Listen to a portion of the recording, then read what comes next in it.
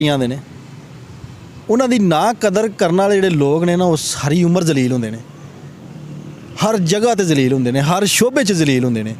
ਉਹ ਇਸ ਤਰ੍ਹਾਂ ਹੀ ਨਾ, ਜਿਵੇਂ ਤੁਸੀਂ ਹੁਣ ਗੱਲ ਪੁੱਛੀ ਹੈ ਕਿ ਮਾਂ ਪਿਓ ਨਹੀਂ ਸਾਂਭਣ ਹੁੰਦਾ। ਇੱਕ ਪਿਓ ਸੀ ਨਾ, ਵਡੇਰਾ ਹੋ ਗਿਆ ਅਤੇ ਉਹਨੇ ਖਾਂਸੀ ਲੱਗੀ ਉਹਨੂੰ। ਵਡੇਰੇ ਬੰਦੇ ਨੇ ਹੋਰ ਕੀ ਕਰਨੀ ਹੈ। ਉਹਦੀ ਜਨਾਨੀ ਆਉਂਦੀ ਹੈ, ਮੈਂ ਬੜੀ ਆਵਾਜ਼ਾਰ ਹਾਂ ਤੇਰੇ ਪਿਓ ਤੋਂ, ਅਤੇ ਇਹਨੂੰ ਤਾਂ ਕਿਤੇ ਸੱਟ ਗਿਆ। ਇਹ ਸਾਰਾ ਦਿਨ ਘਰ ਇਹਨੇ ਖਾਉਂ ਲਾਈ ਹੁੰਦੀ ਹੈ। ਉਹ ਜ਼ਈਫ ਸੀ, ਉਹਦੇ ਕੋਲ ਚੱਲਿਆ ਵੀ ਨਹੀਂ ਜਾਂਦਾ। ਉਹਨੇ ਜਨਾਬ ਕਿਸੇ ਚੀਜ਼ 'ਚ ਉਹਨੂੰ ਪਾ ਲਿਆ, ਬੋਰੀ 'ਚ ਜਾਂ ਕਿਸੇ ਸ਼ਹਿਰ 'ਚ, ਅਤੇ ਮੋਢੇ 'ਤੇ ਰੱਖ ਲਿਆ ਅਤੇ ਦਰਿਆ ਨੂੰ ਤੁਰ ਪਿਆ। ਦਰਿਆ ਦੇ ਕੰਢੇ ਲਗਾ ਜਾਵੇ ਅਤੇ ਜਿੱਥੇ ਜਾ ਕੇ ਰੁਕਿਆ ਨਾ, ਅਤੇ ਉਹ ਅੱਬੇ ਨੇ ਵਿੱਚੋਂ ਆਵਾਜ਼ ਦਿੱਤੀ ਸੀ ਕਿ ਇਹ ਫਲਾਣੀ ਜਗ੍ਹਾ ਹੀ ਇਸ ਤਰ੍ਹਾਂ ਦਾ ਇੱਥੇ ਦਰਖਤ ਕੋਈ ਕਿੱਕਰ ਦਾ ਨਜ਼ਰ ਆਉਂਦਾ ਪਿਆ, ਇਹ ਆਉਂਦਾ ਪਿਆ। ਇਹ ਪੁੱਤਰ ਮੈਨੂੰ ਇੱਥੇ ਨਾ ਸੱਟ ਫਿਰ। ਇਹ ਉਹ ਕਿਉਂ? ਉਹਨੇ ਆਖਿਆ ਇੱਥੇ ਮੈਂ ਆਪਣੇ ਅੱਬੇ ਨੂੰ ਸੱਟਿਆ ਸੀ। ਵਾਹ ਜੀ ਵਾਹ।